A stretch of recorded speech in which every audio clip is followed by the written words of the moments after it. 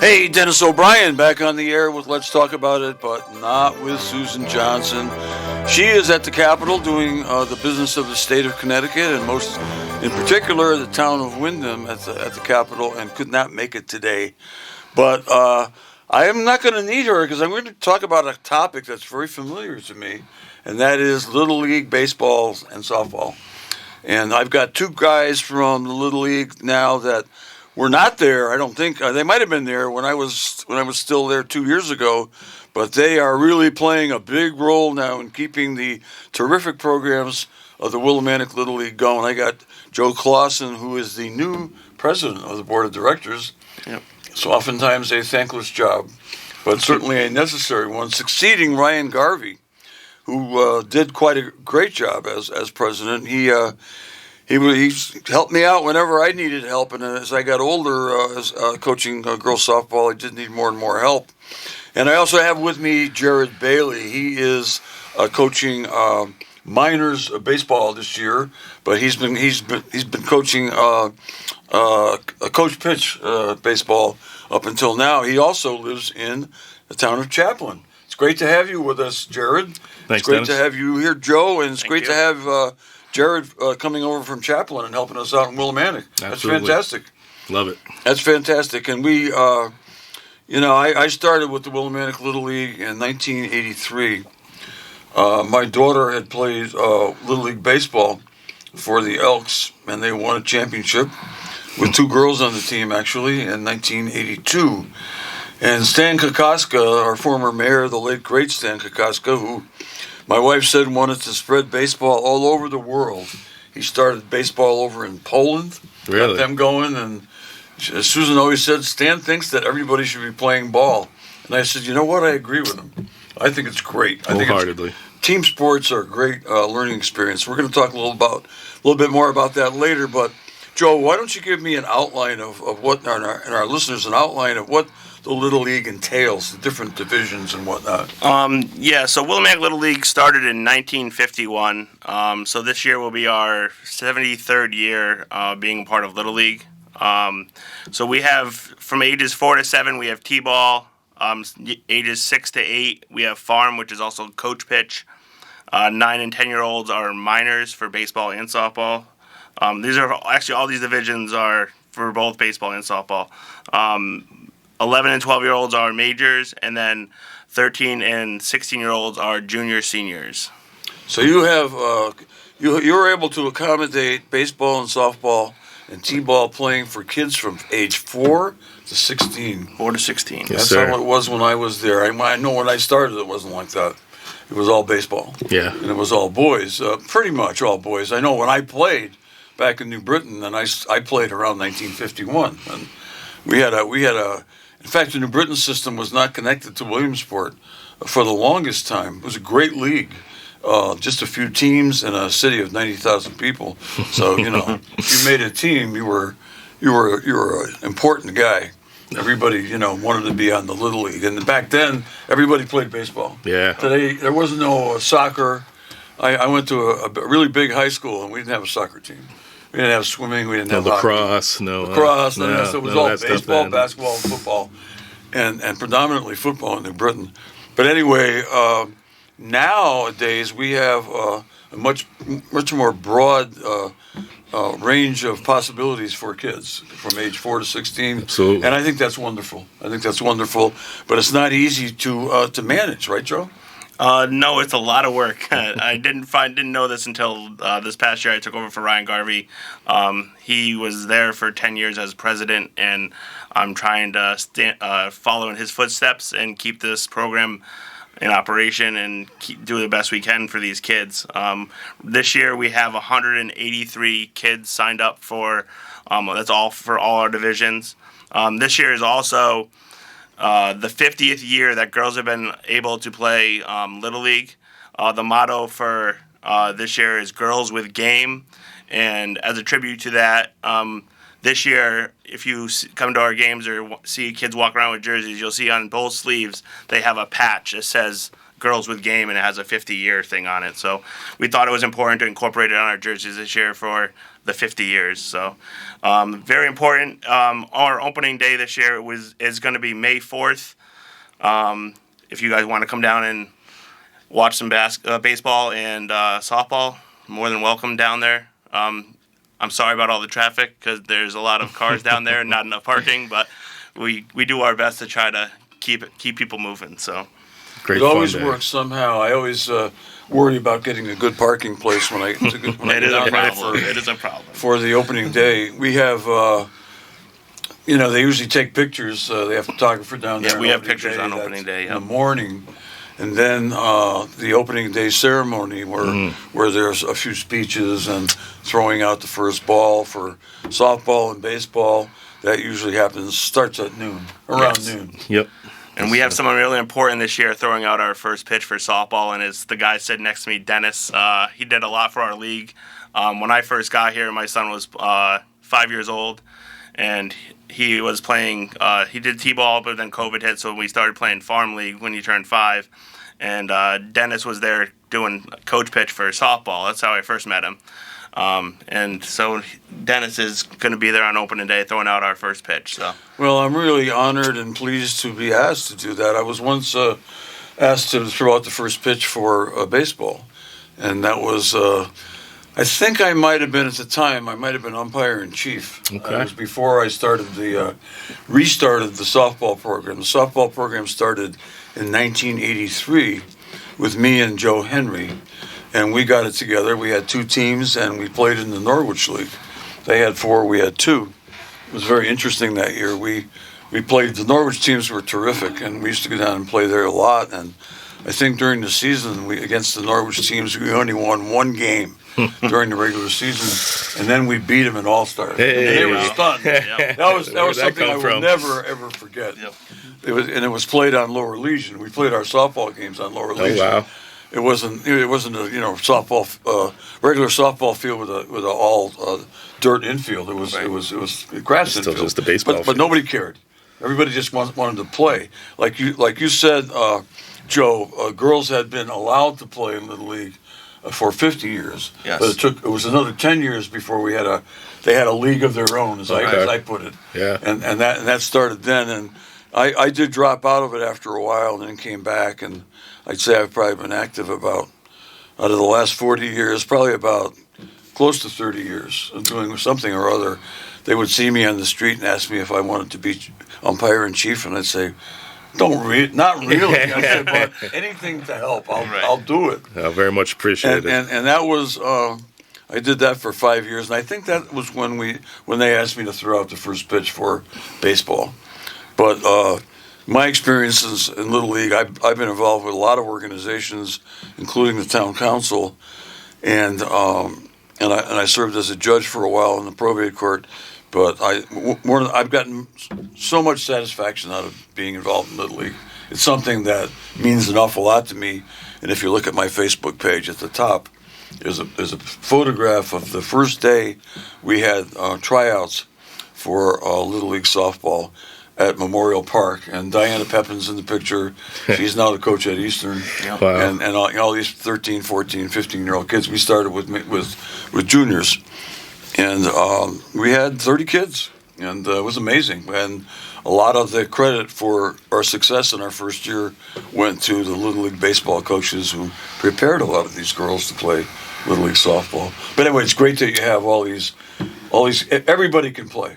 Everyone can play. Everyone yes. can play. It's not. It's a league that emphasizes participation. It is. It's really great too when you're coming up, and like I said, I started off in coach pitch, and you play a couple years there, then you move up to the next one. But these boys and girls, they're moving up with you too. Right. So you're really they're growing up with you, and you're really playing that other role, and it's something I've really come to cherish over these last couple of years, and look forward to really coming up into majors and juniors and coaching each different league with these same boys and girls that are coming up. It's really something. It's like they're your own kids at the end of the day. It's like you see them like they're your own kids. It's like family is what Yep. it is. Well, I coached kids 40 years ago, and they still contact me on Facebook. That's and awesome. I see them on the street, Yeah. and I'm proud of them. And I can't think of a single one from that first group that I know of that turned out to be a failure in life. They're all teachers and they're doing, I think coaches. sports and they're all programs going on. really sports help. in general help out a lot. for the kids. It is a big part of one's education. Absolutely. I mean, it did a lot for me. It's what made me interested in school. When I was young and didn't understand the importance of education, I did understand the importance of playing ball, and that kept me going. That's why I showed up for school every day. Can't play ball unless you're doing good in school. Yeah, you gotta. That's it. Hey, on a game day too, even in high school, you can't play it at a big game at night if you don't show up for school. Yep. But that's the one thing I did very well in school is I showed up. I didn't work as hard as I should have, but I did show up, and that's how I was able to learn enough to eventually get myself squared away educationally. But I learned so much from, and I know all these kids learn so much from playing a sport that is very difficult. It is not an easy game to play. I want to comment on that a little bit, and in terms of. Nobody hits 1,000. Nobody bats 1,000. No.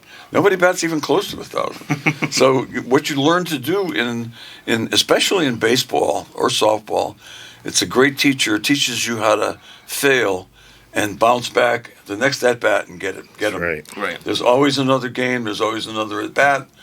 And you learn that nobody's perfect and you're not. But so what?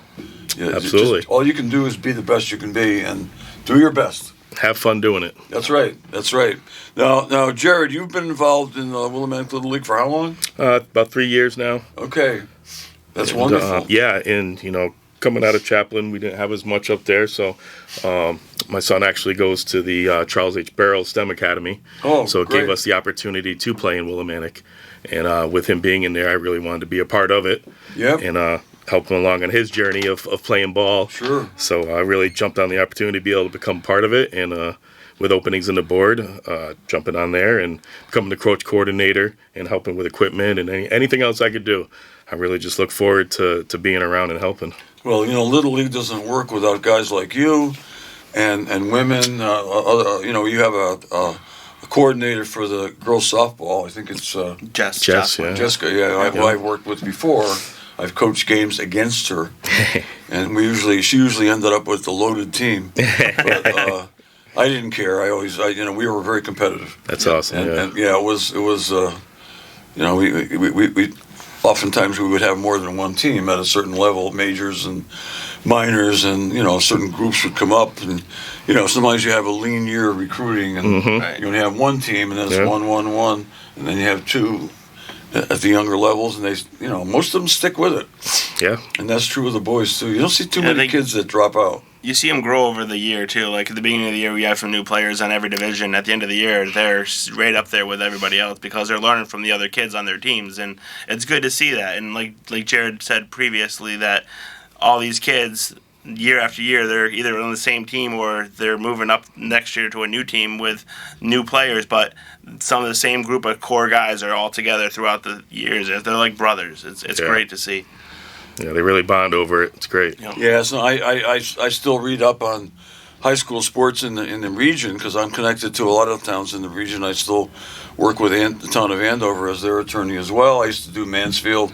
So I know a lot of these kids, and you see articles in the Chronicle where some of the kids will say, "Well, I've played with Joe and Phil ever since I was 5. And now we're winning the state championship," and that's great. And even if you're not winning a state championship, you're competing and you're enjoying it, and it's a part of my life I'll never forget. I mean, the playing and the coaching, and I know you guys are enjoying it a lot. I can tell you though, comparing when I started to the way things have been in the last few years, we had a lot more board members when I started. Yes. There were over 20. Wow. Maybe 25.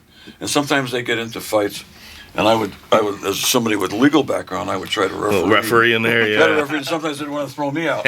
So that's nice having that much because, like you said, everybody is a volunteer who comes down here. That's right. Where everybody's giving their own time and to make this happen. You got that right, Jared. I've told people a lot because sometimes you'll get people complaining, "Oh, I'm doing all this and so is only doing that." I said, "Look, from volunteers, You take what you That's can. what that person can do, Take right? what you Their can. bandwidth may be different than yours. I mean, they're doing a lot more for you than the person who's not doing anything. Right. Absolutely. Or not showing up. So it's just it's just so important to have volunteers, and then to be able to manage that. And Joe, that's a big job. Being the It is. We have a skeleton crew. We only have about 6 or 7 board members right now. yeah, that's so, pretty consistent with my experience in the last 10 Yeah. 10 or 12 years. We- It's been light. We currently have a couple actually open board positions.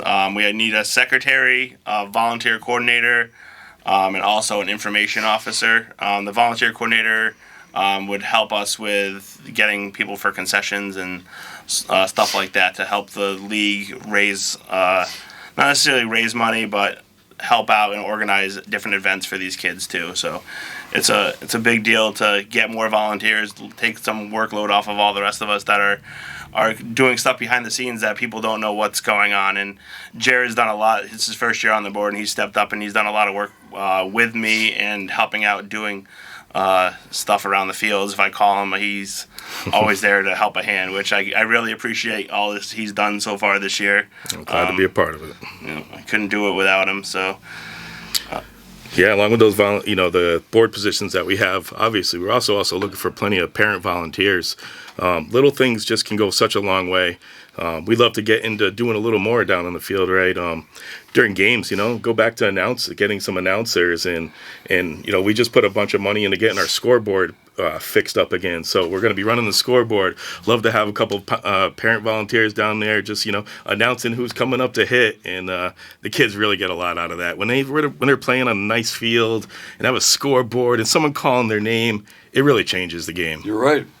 And to some extent they expect it because they see it in other places. And I when I first got involved with Little League, there was no playing out of town. It was all in town. I mean, we had enough kids for probably 8 teams, baseball and even in softball. My first year we had 2, and we hooked up with Norwich, and they were very nice to accept us. And even though we ended up beating them and knocking them out of the tournament at the end of the season was single elimination too, and back then, and but I can remember winning the 3 years later we won the district title, District 11's title in softball for not majors, juniors, and we won it on the Legion Field, and there were potholes in the outfield, and it was not like it is now. Yeah, it's gorgeous. I mean, now. the fields are gorgeous.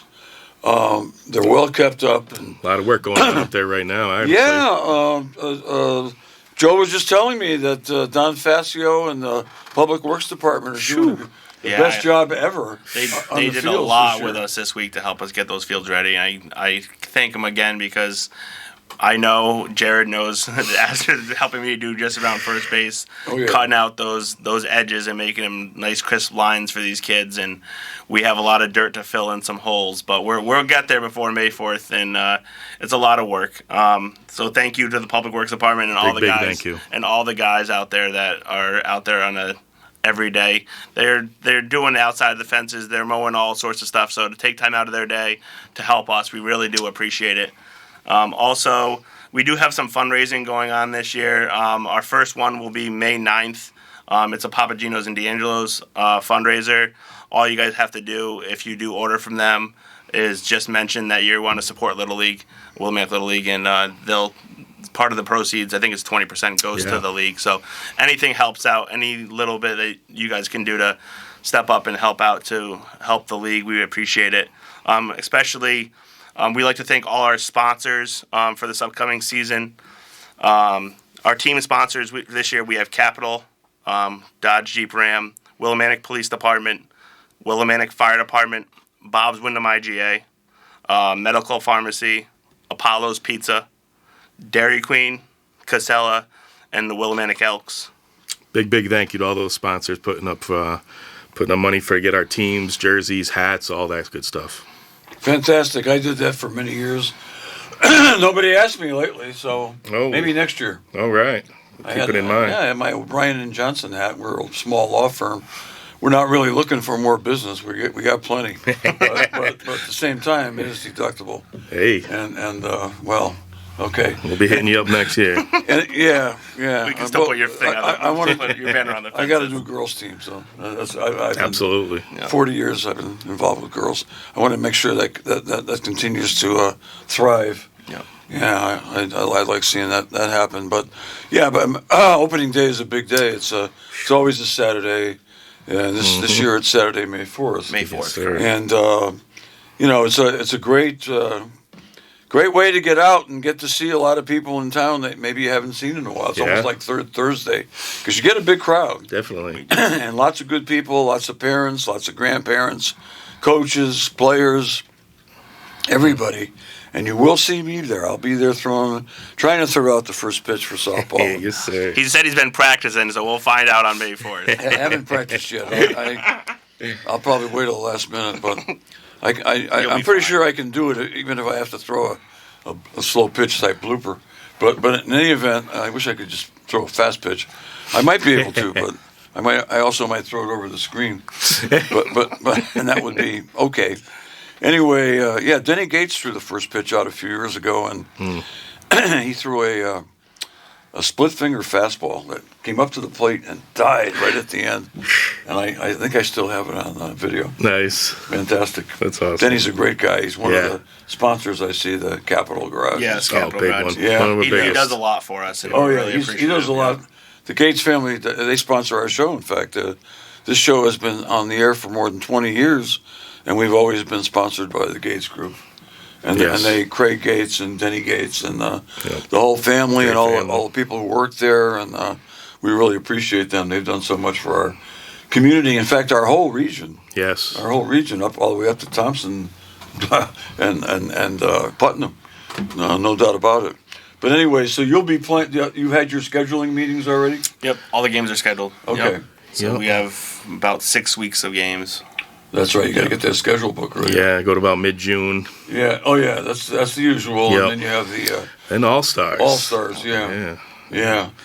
And We really run about 3 seasons when you think about it. Yeah. Spring ball runs 6 weeks, then it goes right into All-Stars. yeah. Then we're still doing a fall ball season. So Right. and it's been I think we're going round and round.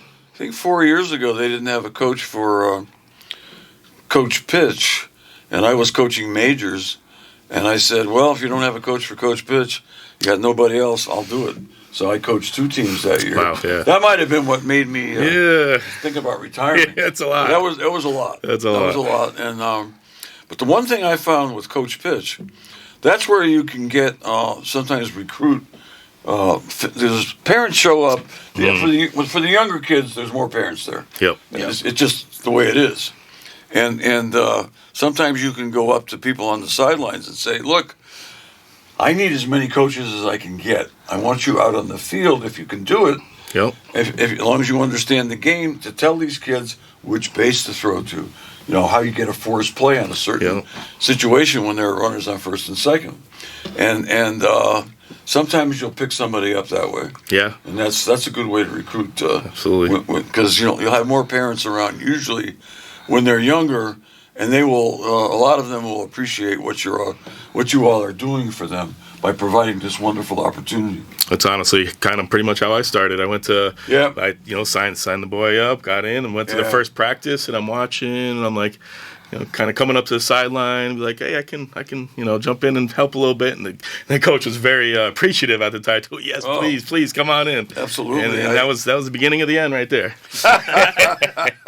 Now you're hooked. He's not it. looking back, though. No, no, he's not. It was a No, he's lot. not. I love it. No, he's not. And he's going to look forward to being on the radio with me I love it. and Joe and maybe others in the future, several Definitely. years, because we want to make sure everybody is aware of what a great job the board of directors of the Little League is doing, continues to do, even after we lost somebody like Ryan Garvey for the kids of Wyndham.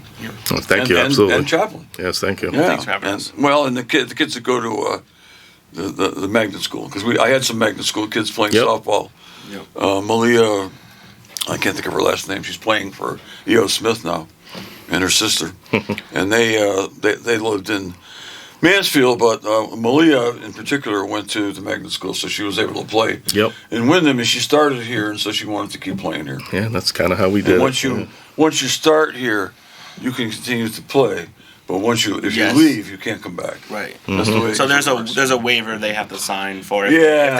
If they go out of town and still want to play for this league, they Yeah. can still play with their friends in this league. They just need to do a waiver so they can be on the fields, and that gives them the opportunity to go to All Stars also.